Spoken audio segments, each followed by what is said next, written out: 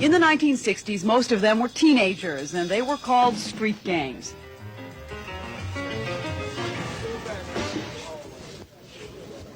In the 1980s, many of those so-called gangs are now run by men in their 30s who are past the street gang stage. Their business is said to include the sale of teas and blues, a heroin substitute now sold openly on the street in great quantity. In addition, they are accused of extortion, burglary, robbery, and violence. The violence has left in its wake people who are afraid. What troubles me the most is shootings, and you don't know where they're coming from. You know, it's either, live and let live or, be hurt. One of the things is that there is a real easy availability of weapons, and that's what makes it very violent and very dangerous. It's good to talk about them if you want to die, go right ahead.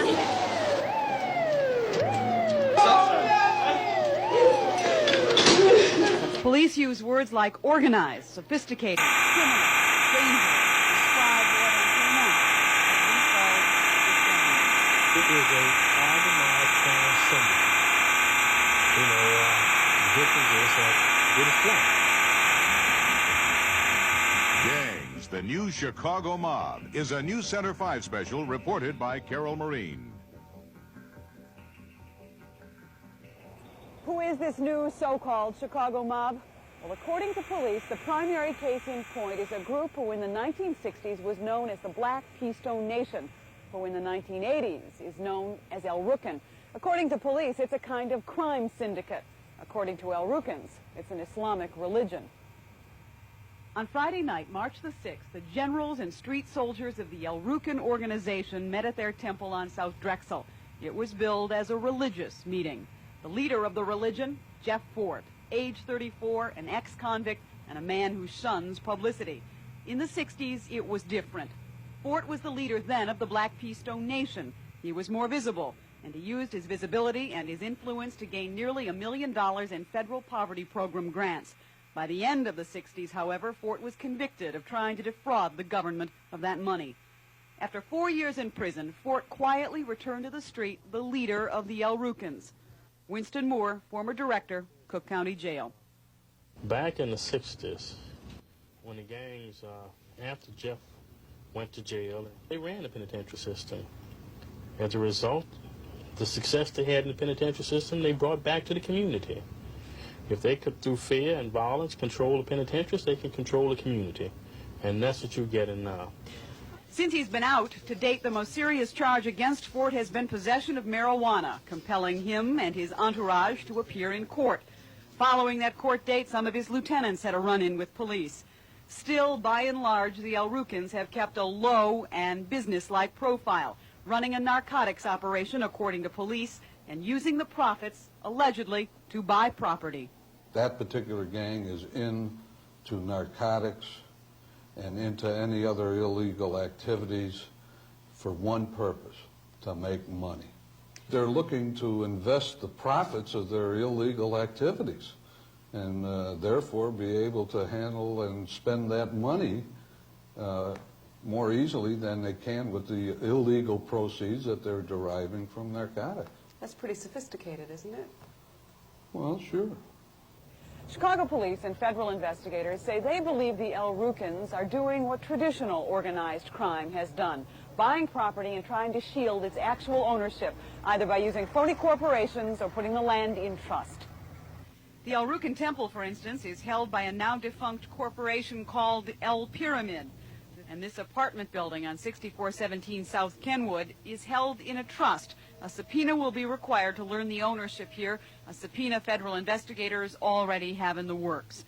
As for Jeff Fort himself, he does not do interviews. But in his defense, Fort's attorney William Swano says he knows of no illegal activities in which Fort or the El Rukns are engaged. He knows of no property that they own. Authorities say they believe the El Rukns have formed a mature criminal network. While that's important, what they say is just as important is that some of the other big gangs of the 60s seem to be following that same example, seem to be taking a page out of Jeff Fort's book. We'll have more on that as we continue.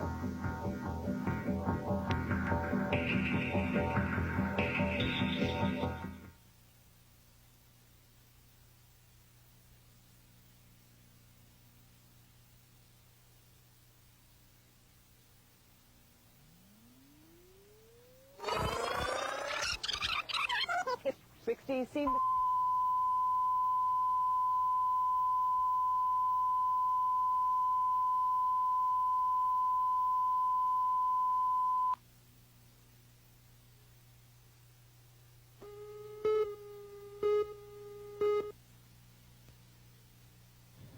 I said, can I get Vice Lord? I said, Vice Lord! Saturday night, March the 7th, Chicago's West Side. 51 suspected vice lords are arrested after taking over a pinball parlor on North Cicero. Asked what they were doing there, they replied, Trying to protest for the kids on the ladder. That's what we doing. The kids that's getting killed on the ladder, we wearing black ribbons from. And they're going to lock us up. And that's what they're going to do. Police doubt that, but say one thing they do not doubt is the fast and furious reemergence of the vice lords, who, like the El Rukns, according to authorities, have gone into the narcotics business, the sale of the heroin substitute Teas and Blues, and who also allegedly are into extortion, burglary, and prostitution. The gang you're referring to didn't exist 7 months ago. The leadership of that started this new gang is coming from people that have been released from the penal institution.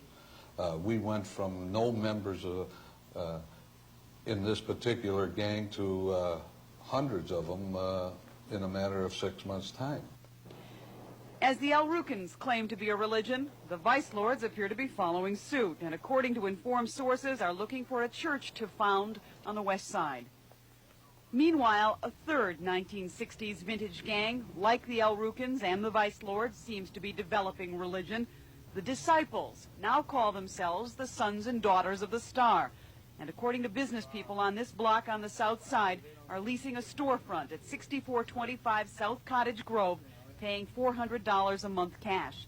The money, say authorities, comes from the sale of Teas and Blues, the heroin substitute, along with a variety of other crimes that include burglary and extortion.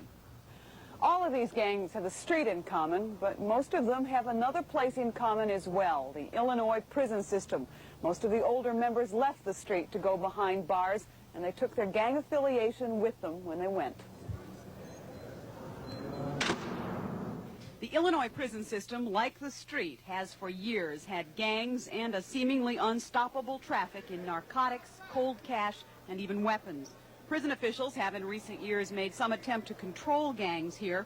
In the fall of 1979, when this 8mm surveillance film was shot, dozens of El Rukns had descended on Stateville Prison, driving limousines, wearing dashikis, and demanding to see some of their religious brethren inside. Permission was denied, and prison officials controlled that situation. Other problems have been much harder to solve. Are you a gang leader? I'm not a gang leader, but I'm a leader. Of what? Of an organization. A case in point, Stateville inmate Dirk Acklin, a disciple out of Chicago, one of a number of disciples fighting for control not just of the prison, but of the street, of Cabrini Green, for instance. Renato! Who did it, Renato? Renardo Williams is reputed to be a disciple leader in Cabrini Green. He is also the brother of one of Dirk Acklin's prison enemies, a brother who heads a rival disciple faction.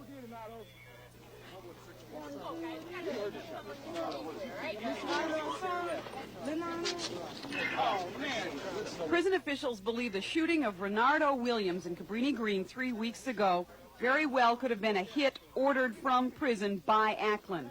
A bloody connection between the prison and the street made bloodier because 1 week after Williams was shot, Acklin in prison was stabbed. The interaction between the gangs in the prison and the gangs on the street is not infrequently seen at the Cabrini Green Housing Project.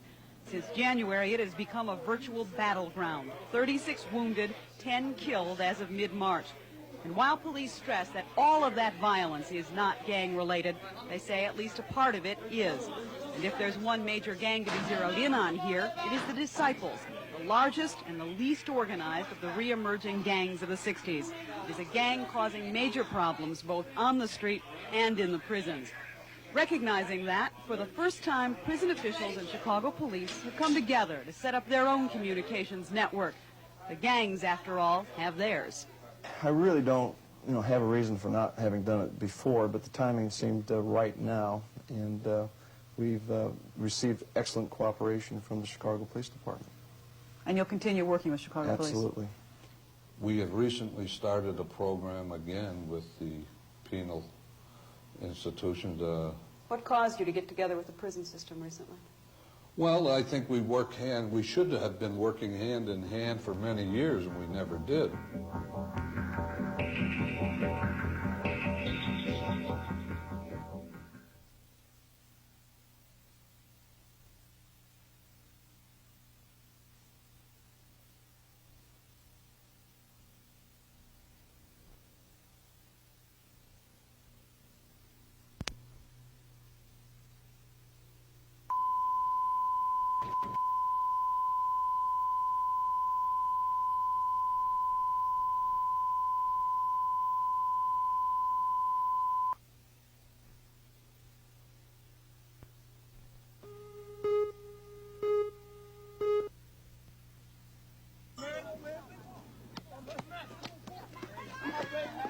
I think there is a lot of pressure on the children to not only to join the gangs, but pressure if they don't. You mean you got to be careful? Yes. Is there heavy pressure for you to join? Oh, yes, lots of pressure around here. You don't know who lives over there in that building? I know about. Huh? Never heard of it. I know it's a building. Yeah? That's all. People who live around gangs, people who know them, also know that gangs are nothing new, that they've existed for centuries. That doesn't change. What does seem to change is the form that the gangs take, little by little, decade by decade. In the last decade, while many of the 1960 black street gangs were in prison, Latino and a few white gangs came into greater prominence on Chicago's north and northwest sides. On the whole, more violent than businesslike, they are still involved in fights over turf, in random shootings, and in death. They fit the more traditional definition of a street gang, rather than the new image of a crime syndicate. But as more and more of these gang members are moving in and out of the prison system, they too are learning the criminal sophistication that comes with time. Well, the Latin gangs, they're not into criminal activities as much as the black gangs are. Investigators Aubrey O'Quinn and Neil Sullivan watched the Latino gangs grow in the mid-'70s. So I believe that possibly they might evolve into the same situation that the black gangs are in now. While the Latino and white gangs on the north side may not quite have the age or the sophistication of more tightly organized, more businesslike south side gangs, that is not to say they are less harmful. This man is an example of how gangs and gang crime affect the people who live around them. There was an incident where I just happened to be at the right place at the right time. I turned around a corner, so to speak, and I saw something where a person decided to eliminate another person. Months ago, this man, who does not want to be identified, witnessed a gang shooting. He has agreed to testify in court, and now he has reason to fear reprisals. You just wake up with funny feelings. You know, you have to trace your steps back, change your telephone numbers, change your residency. Don't let people know where you're at. You know, you're hiding it. You know, it feels like I'm the criminal. You know, I'm going around trying to make myself scarce. And it's really hard to do. I'm involved with too many things. And it's something that, you know, I never dreamed would happen. I just hope that everything comes to a speedy end. Whether the gangs are black, white, or Latino, whether the victims are black, white, or Latino, for innocent victims, the frustrations are the same. Frustrations that include lengthy court proceedings. You are frustrated with the criminal justice system? Oh, sure, most certainly. When people talk about deals that have to be made, whether they plead guilty or not guilty in cases, you know, then I become very upset. And there is anger directed at police. I'm tired of it, and I really wish it would be a problem in life. Even the police, I think even now they ignore it. So you don't feel the police are doing enough? No, I don't. I don't feel like they can do. Maybe they can't control it all, but I know they can do a lot better than they have. And there are complaints about the prison system. Some have a problem from ex-convicts that were released on the early release program they had here around the last August. From that point on, we've been having much more problem we had prior to that time.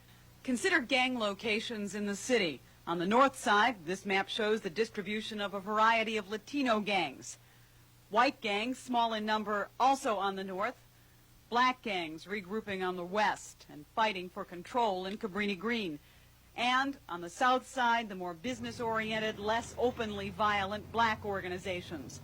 But wherever you go, there is above all else genuine, agonizing concern on the part of the people who live where the gangs live. Well, I have had trouble with the gang brutality of harassing me, saying things that they shouldn't say. And also my retarded brother, he has been arrested a couple times. One time they undressed him and had him in the hallway. A couple times they stick him on the elevator, they slap him around and stuff like this. I mean, you just decided you're going to speak out. Yes. You think more people should speak up and be heard? Yes. Do you think they will? No. And if some gangs are, in fact, what police are calling a kind of crime syndicate, then what is being done about them? More after this.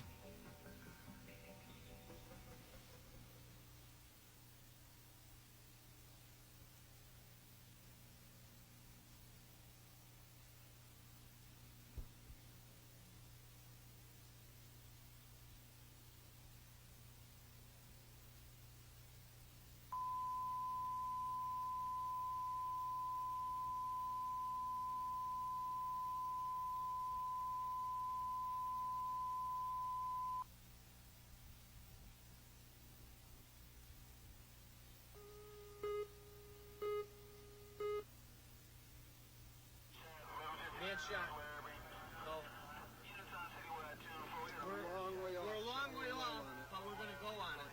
Address, please. 1159 Larrabee. Division in Larrabee. In the last 6 months, virtually every level of government has declared war on Chicago gangs. We are going to form a tactical unit specifically for the Cabrini Green area. Mayor Jane Byrne and Police Superintendent Richard Brezik announced a special roving gang force and a crackdown on violence at Cabrini Green. We are declaring an all-out war on gangs because they have declared a war on us. Cook County State's Attorney Richard Daley, who campaigned on a platform of getting the gangs, has created a new special gang prosecution unit. In the midst of the official declarations of a worsening gang problem, there are at least a few people who don't think the situation is worse. Serious, yes, but not necessarily worse. The BUILD program has, since 1969, worked with street gangs. Its director, Hank Bach.